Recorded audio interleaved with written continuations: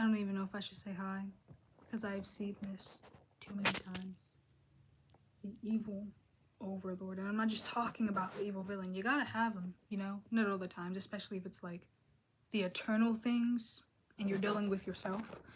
But I'm talking about the evil overlords where they're just an evil leader that is just evil with no personality, plans, or reasons, you know? Or maybe they have the plans, but they don't have the reasons. Like, why are they like this? Why are they doing this? There has to be a reason. And if you have more than one book, then you can describe it in the other books, okay? Or at least try and get it down a little bit in the first book, especially if you want to drag it out. Then just give a little bit of context. Just a little bit. Or like, even in the book, if you really don't know how to describe them, then add another chapter in like just a random place and start writing about what the villain is doing. Like, what are they doing behind the scenes? Why are they doing it? Or maybe not why they're doing it if you don't want to, but just show what they're doing, because now the reader thinks in their mind, well, this is probably why they're doing it. Especially if they're known for taking over worlds or wiping out civilizations or kidnapping creatures just for, you know, to have them like displayed, kind of like in the Green Eggs and Ham movie, where the guy would steal the heads of animals and put them up on his walls because he loved them so much. So yeah, we really need to stop doing that, because like they gotta have a reason. They can't just be there just to be there, because now at the end of the book or at the end of the saga, you're wondering to yourself, why were they there? Why were they evil? Why did, like, what did they want to be evil for? And then sometimes if you tell everyone in the first book, now you have to go very deep, like really deep into their psychological stuff and even like really far back in their past, just to make the reader still care about them in the second and third and fourth book, which is why if you're writing more than one book, you need to stretch it out. You need to.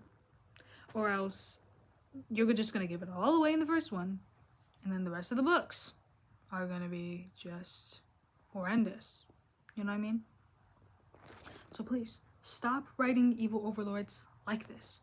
Because when you do, they have no purpose. They have no even life. Like, they're just there just to be there. They're there just to be aggressive. They're there just because. And it just makes you not want to read the book, you know? Or like, you do read the book because you're hoping by the end, or by the end of the series, by the end of the book, by the end of whatever it is, the villain will have a reason. The villain will finally say, I'm doing this because. Or maybe someone else in the story knows that the villain is doing it because of this. Or maybe they know a little bit about the villain's plans, but then the villain knows everything, and then he says why he's doing it. Like, the villain must have the personality. Like, it can't just be a faceless evil leader. Like, sometimes you have to give them names. You don't have to all the time, especially if it's like a hidden one.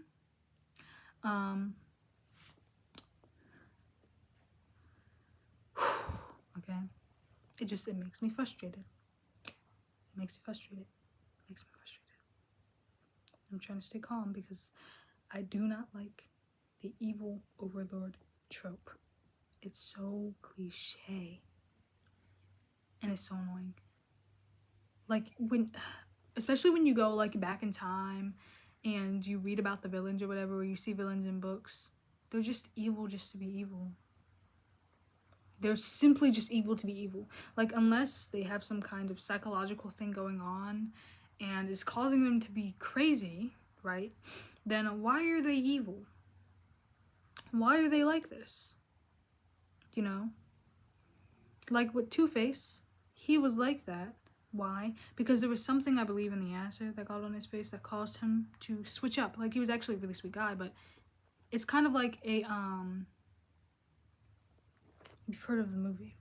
It's Dr. Jekyll and Mr. Hyde. It's like a Dr. Jekyll and Mr. Hyde kind of thing, okay? And, you know, it makes sense. Like, we see why. So he's not just inherently evil. And then he never remembers why he's acting like that. So he's still genuinely a good guy, but whatever was inside the acid is bad. Now with the Joker, I don't really know much about his backstory. I don't even know if he really has a backstory, but from what I know, he really doesn't have one. Correct me if I'm wrong. So he's just kind of a villain that's just evil. He obviously has some kind of psychological stuff going on, but if he didn't, you would kind of just wonder, why is he evil? Why is he like that? And then with Harley Quinn, you kind of think that too. Like, there doesn't really seem to be anything wrong with her because she can be just as good as she can be evil. So you wonder, why is she like that? You know? Unless there's a backstory for her too. But yeah, that is all I have to say. Stop writing your villains like this.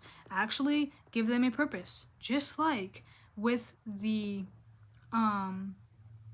comic relief characters. Okay? We gotta use...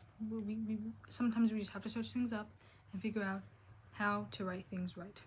But yeah, anyway, that's all I gotta say. See y'all in the next video.